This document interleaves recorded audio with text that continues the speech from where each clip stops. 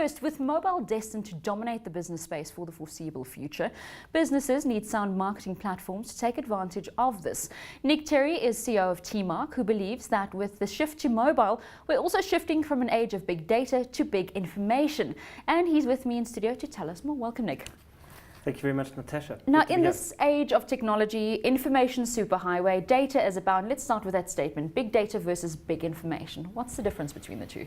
Really, the big data is just a collection of a voluminous amount of bits and pieces of data collected from all kinds of various places.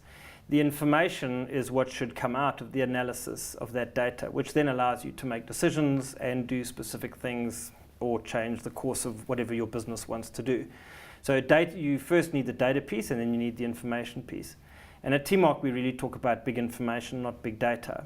And what we're really trying to do is shift the conversation from big data, which is quite scary to most people. They don't really understand the concept and the architecture of it all. Mm-hmm. But when you start talking about big information, there's a little bit more clarity about, well, what is the information I need to make decisions?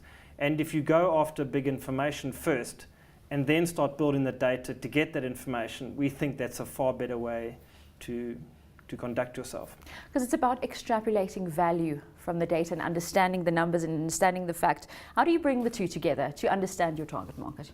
You know, everything's about the age-old marketing fundamentals of segmentation and analysis. So whatever you get as data, the first point is to try and break it down into reasonable segments so that you can at least start to understand.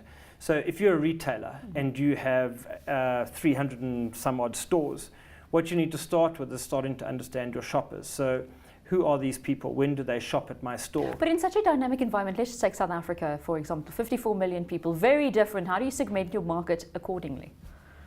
No, that's a is that the challenge? Brilliant question. That absolutely is the challenge. And again, it depends who you are. So if you're a person who sells cars, you'd be looking for a certain target market and a certain bunch of people who have certain attributes that will fit into that target market that you want to go after. Whereas retailers would be looking for a slightly different segmentation. And the point is, once you understand that, then you can decide where or how you want to get the data, how you want to build it, and how you want to start extrapolating it to get the information that you need. Now let's talk about getting that information and data. Now TMARC has developed what you call a frictionless mobile platform activation system. That's a hell of a big word. What does that actually mean? All it means is that if you're a brand and you want to activate and engage with consumers or shoppers, whoever they may be, that TMARC is the mobile platform to use it. And it's no more complicated than that. It just helped us with our 30-second lift interview about what it is that we did. And essentially what we do is we participate with brands and retailers, and we help their shoppers or consumers engage on that mobile platform in a frictionless manner. So there's no human involvement, it's pure technology, it's seamless, and it's very easy and very effective. So anyone who engages with one of our brand promotions can spend 6 or 7 seconds dialing into our system and getting themselves registered on a system, and they may win instant airtime, for instance.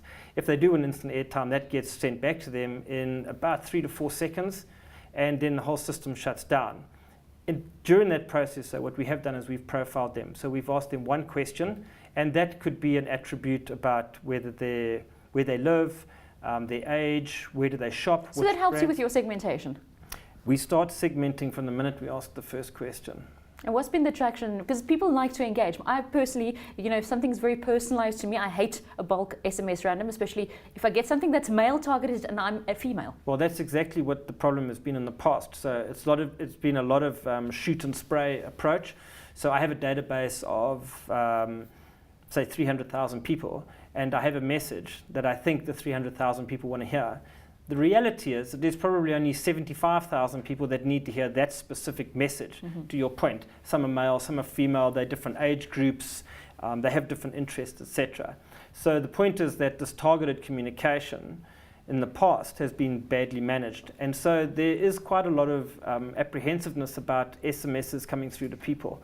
What we do is we segment the entire database so that it only goes to those specific people. And then what we do is we retune the message so that the message to them is absolutely relevant to that little segment of people that we sent a message to. Because If the people then opt out of your database, you've then got to work hard to get them back in again. So you have to wait to the next promotion or the next opportunity where they engage with you on their mobile phone. And that becomes as expensive as trying to chase down consumers of your washing powder, for example.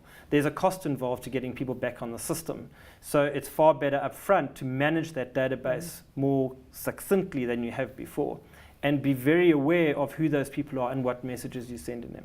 Social media is taking a big step forward, and that's replacing a lot of traditional messaging. How's that playing into this field? At the end of the day, I think some of the conversations are different. So SMS businesses have used to send messages out, and it's very, very cost effective. You can use Facebook, you can use Twitter, you can use Mixit, you can use quite a realm of social media channels to communicate. Again, it's all about segmentation, understanding who those people are. So you can use multiple channels. It's just sometimes the people on Mixit are not the same people that you've got in your database. So Mixit probably has, can be very, very strong in the 18 to 24-year-old age group, maybe with black males, and that's where you want to communicate to them. But maybe on Facebook, it's a slightly different profile. So you've got to be careful in understanding which people are communicating on which channels.